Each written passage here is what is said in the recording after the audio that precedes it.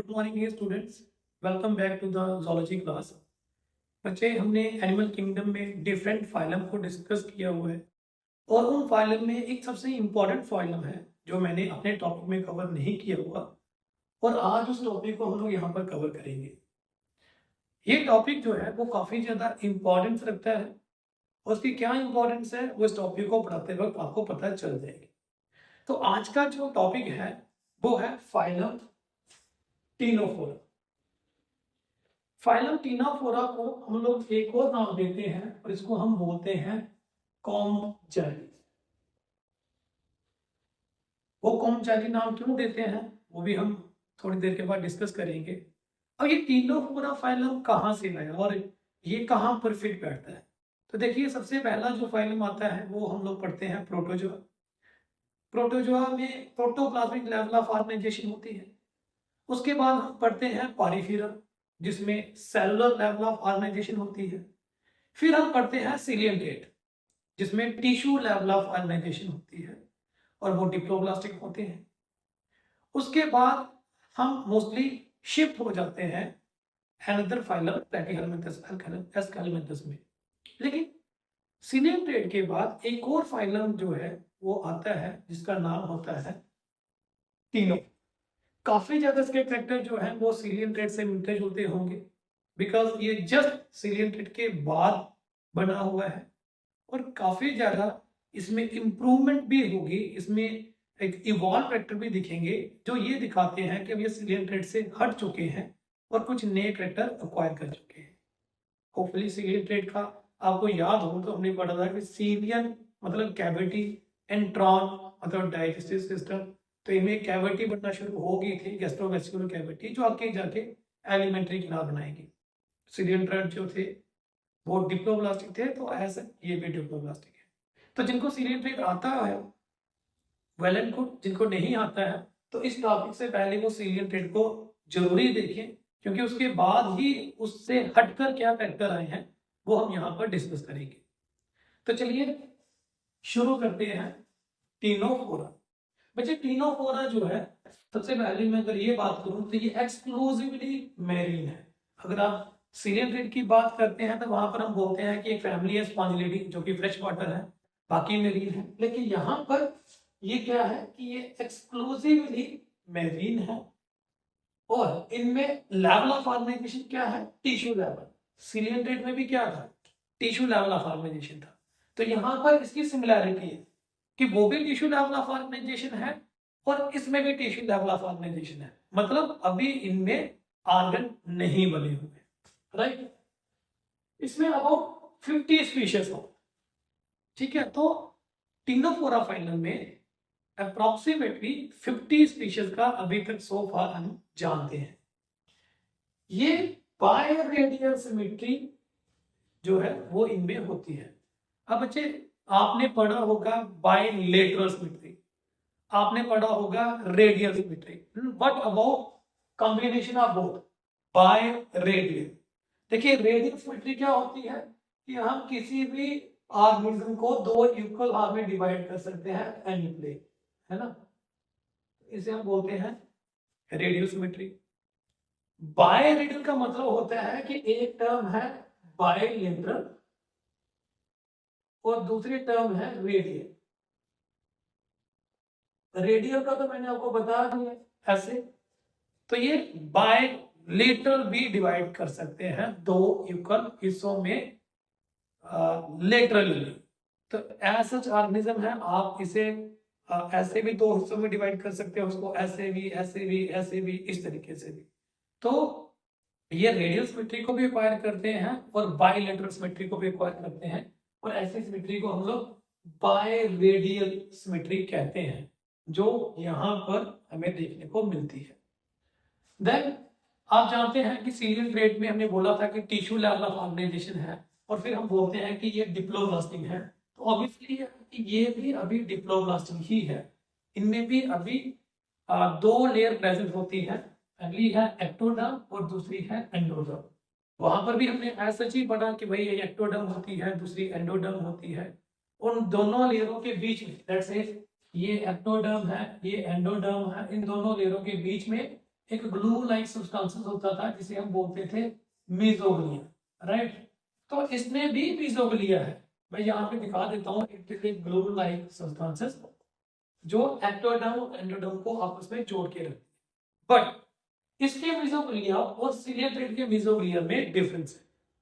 Cillian thread के mesoglea में it act only as a glue like material, लेकिन यहाँ पर देखिए ये जो मीजोग्लिया है इसमें अमीबोसाइड सेल्स भी प्रेजेंट है, इलास्टिक फाइबर भी प्रेजेंट है, मसल सेल्स भी प्रेजेंट है। इट इज सॉर्ट ऑफ एक थर्ड लेयर जो है वो बन चुकी है, जैसे कि ट्रिप्लोब्लास्टिक की तरह है नहीं है लेकिन बनने की कोशिश में है।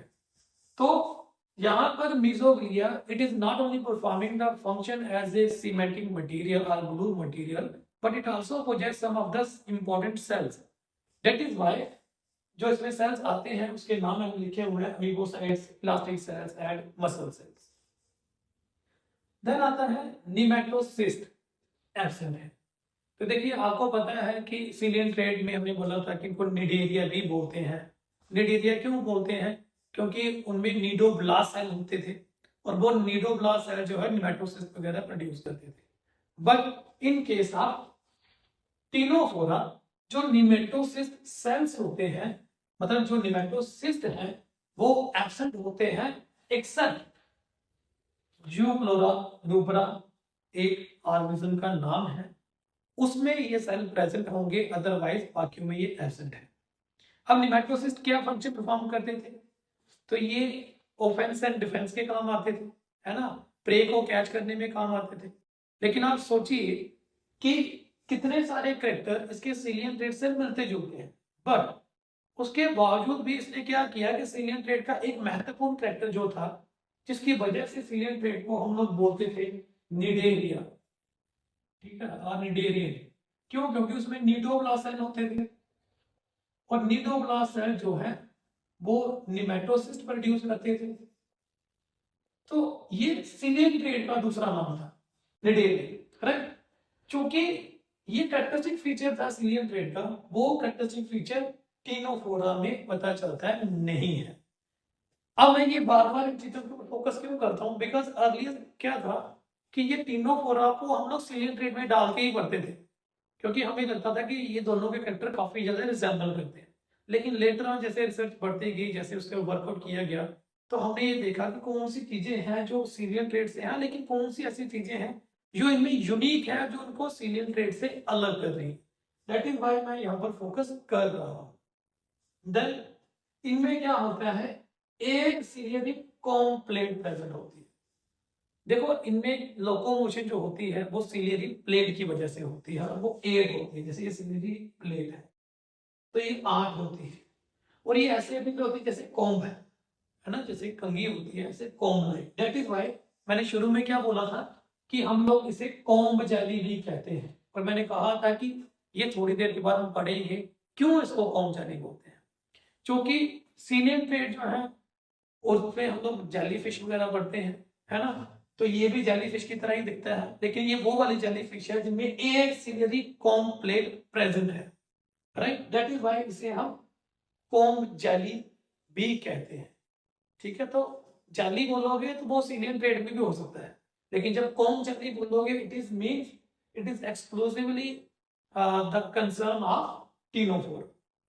फिर आता है कि ये एसिलोमेट है। ऑब्वियसली बात है इनमें अभी ना तो कोई सिलोम या एनी अदर कैविटी बनी हुई है, इनमें कैविटी है ही नहीं, तो हम इनको एसिलोमेट कहते हैं। ए का मतलब विदाउट, सिलोम का मतलब थ्रू कैविटी, तो इनमें ऐसा कोई भी कैविटी नहीं बनी हुई। डाइजेस्टिव सिस्टम की बात करें तो इनमें डाइजेस्टिव सिस्टम अब बनना शुरू हो चुका है। सीलियन थ्रेड में क्या था कि स्टोमोडियम है that lead into the gastrovascular cavity. यहाँ पर एक माउथ लाइक स्ट्रक्चर बना हुआ है फॉलो बाय फेरेनिक्स, जो कि स्टोमोडियम हम बोल सकते हैं, ठीक है। एनल केनाल बनना शुरू हो चुकी है और गैस्ट्रोवेस्कुलर केनाल बनना शुरू हो चुकी है। इट मींस एलिमेंट्री केनाल बना रहा है ये धीरे धीरे, फुली तो नहीं बनी लेकिन हाँ अभी उसकी राह में चल पड़ा है। जब हम सीलियन थ्रेड की बात कर रहे थे तो हम ऐसे दिखाते थे कि भाई यहाँ पर इस तरीके का स्ट्रक्चर है, राइट। तो ये था स्टोमोडियम और ये था गैस्ट्रोवेस्कुलर कैविटी, मैंने जीबीसी लिखा है, स्टोमोडियम और गैस्ट्रोवेस्कुलर कैविटी। लेकिन यहाँ पर माउथ बनना शुरू हो चुका है, फेरेनिक्स है, एनल कैनाल है, देन गैस्ट्रोवेस्कुलर कैनाल बन रही है, कैविटी की जगह कैनाल है। फिर आता है इसमें circulatory system, respiratory system, excretory system, they are all absent. तो इनमें ना तो सर्कुलेटरी सिस्टम है, ना इनमें रेस्पिरेटरी सिस्टम है, ना इनमें एक्सक्रीटरी सिस्टम है। ये तीनों टाइप के सिस्टम जो है टिनोफोरा में एब्सेंट होते हैं। बात आती है नर्वस सिस्टम की। तो बच्चे नर्वस सिस्टम इनमें डिफ्यूज है। डिफ्यूज का मतलब कि प्रॉपर शेप में नहीं है, ऐसे फैला हुआ है नेट की फॉर्म में इधर उधर, तो उसे हम बोलते हैं डिफ्यूज फॉर्म। और ऐसा ही डिफ्यूज फॉर्म हमें सीलियन ट्रेट में भी देखने को मिलता है। Then there monoecious. मोनो का मतलब होता है सिंगल, है ना, तो एशियस का मतलब होता है होम। तो सिंगल होम, और सिंगल होम का मतलब बोथ आर सेक्सेस, चाहे वो मेल है चाहे वो फीमेल है, एक ही ऑर्गेनिज्म में है। तो इसमें मेल और फीमेल स्ट्रक्चर एक ही ऑर्गेनिज्म में होते हैं, दैट इज व्हाई इसे हम मोनोएशियस कहते हैं। फिर लास्ट में आता है फर्टिलाइजेशन। तो इनमें फर्टिलाइजेशन जो है वो एक्सटर्नल टाइप की फर्टिलाइजेशन होती है। अब देखिए एक छोटी सी क्लिप मैं आपको दिखा रहा हूँ। ये अंधेरे में किसी ने टिनोफोरा स्पीशीज को पकड़ा हुआ है ना, फाइलम टिनोफोरा स्पीशीज को। अब आप देख सकते हो कि अंधेरे में लाइट अमिट कर रहा है। तो बच्चे जो अंधेरे में लाइट अमिट होती है उसे हम ल्यूमिनेसेंट कहते हैं, और वो वाले ऑर्गेनिज्म जो लाइट को अमिट करते हैं उनको हम बायोल्यूमिनेंट कहते हैं, ठीक है, और प्रोसेस को बायोल्यूमिनेंस कहते हैं। तो टिनोफोरा का ये कैरेक्टरिस्टिक फीचर है कि वो लाइट को अमिट कर सकते हैं, मतलब वो बायोल्यूमिनेसेंस शो कर सकते हैं। तो डार्कनेस में, अंधेरे में ये ऑर्गेनिज्म आपको इजीली आइडेंटिफाई हो जाएंगे क्योंकि ये लाइट अमिट कर रहे होंगे। लाइट अमिट के अलावा आप इनको देख सकते हो इवन दिन में भी ये लाइट अमिट करके पर्टिकुलर तरीके से आइडेंटिफाई हो रहे हैं।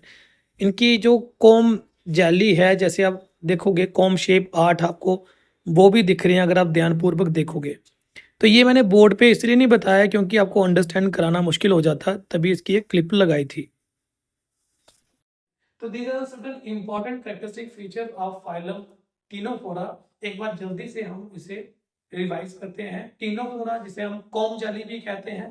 क्यों कॉम जाली कहते हैं? क्योंकि इनमें लोकोमोशन जो है, जहाँ इनमें एक स्पेशल स्ट्रक्चर होता है जिसे बोलते हैं 8 कॉम प्लेट, वो इनमें प्रेजेंट होती है जो कि एक कॉम्ब शेप होती है, दैट इज व्हाई कॉम जाली कहा जाता है। 50 स्पीशीज होती है, मोस्टली जहाँ एक्सक्लूसिवली मेरीन है, एक्सेप्ट अगर आप बात करेंगे, नहीं सॉरी इसमें एक्सेप्शन नहीं है, तो एक्सक्लूसिवली मेरीन है, टिश्यू लेवल ऑफ ऑर्गेनाइजेशन है, बाई रेडियल सिमेट्री होती है क्योंकि इसमें बायलेटरल प्लस रेडियल दोनों टाइप की है, डिप्लोब्लास्टिक है, लेकिन मेसोग्लिया में कुछ सेल्स देखने को मिलते हैं जो कि सीरियन ट्रेड में ऐसा नहीं था। निमेटोसिस जो है इनमें नहीं देखने को मिलेगा, एक्सेप्ट निमेटोसिस में एक्सेप्शन थी जो क्लोरा रोबरा की, राइट। फिर हम बात करते थे इनमें 8 डिग्री कॉम्प्लेट जो मैंने ऑलरेडी डिस्कस कर दिया है।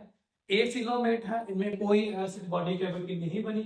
डाइजेस्टिव सिस्टम अब स्टोमेटियम और गैस्ट्रोवेसिकुलर कैविटी के साथ साथ mouth, pharynx, anal canal, gastrovascular canal बनना शुरू हो चुकी है। Circulatory system, excretory system, respiratory system इनमें एब्सेंट है। नर्वस सिस्टम डिफ्यूज टाइप का होगा, मतलब इस तरीके से ऐसे डिफ्यूज टाइप का।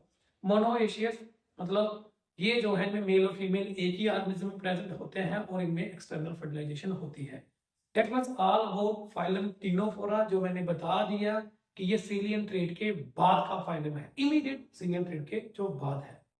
तो that was all about Ctenophora। Hopefully आपने इसे अच्छे तरीके से समझा होगा, आप इसे नोटबुक पे उतारिए और इसकी एक्सेप्शंस जो हैं उसके ऊपर ज़्यादा फोकस कीजिएगा। थैंक यू बच्चे।